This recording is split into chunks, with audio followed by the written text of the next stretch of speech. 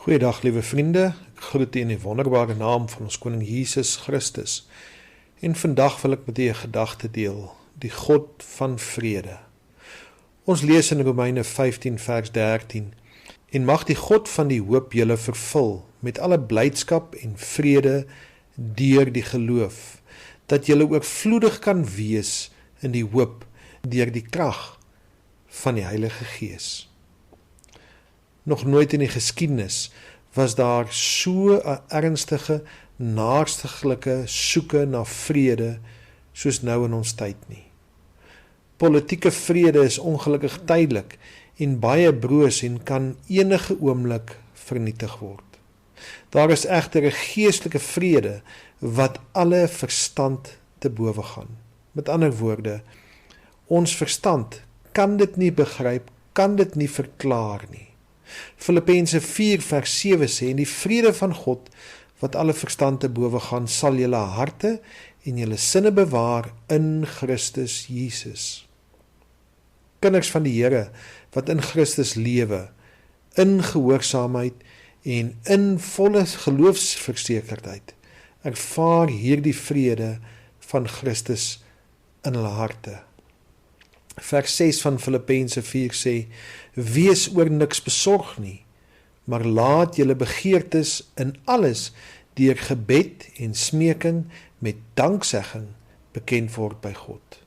Die Amplified vertaling stel dit so, do not fret about anxiety, about anything, but in every circumstance and in everything by prayer and petition, definite requests, with thanksgiving continue to make your wants known to God. Wat 'n wonderlike voorreg om op so wonderbare uitnodiging te reageer. Kan ek jou vra, het jy al na iets gesoek wat onmiddellik nodig is, maar net nie gevind kan word nie? Jy kan nie jou hande daarop lê nie. Dalk is dit iets in jou geestelike lewe, of dalk is dit 'n materiële ding wat jy nou nodig het om in besigheid vorentoe te gaan, of dalk 'n projek wat jy aanpak.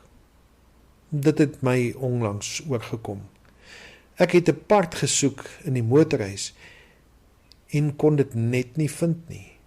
Ons sien ons het die motorhuis reggepak en dit was net spoorloos. En ek het vir die Here gebid vir wysheid nadat ek dit nêrens kon vind nie. Ek het die Here gevra om op 'n wonderbare wyse vir my insig te gee. Nadat ek al hoeveel keer gesoek het, kom daar skielik by my 'n gedagte op. Ek loop dadelik na die plek en vind waarna ek gesoek het.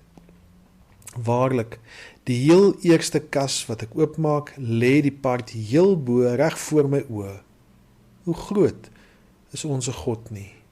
En ek het 'n blydskap in my hart ervaar, om te weet dat wanneer mens nie na ons luister nie, wanneer ons vra en hulp soek en nie antwoorde kry nie, dan luister God na ons wanneer ons na hom roep.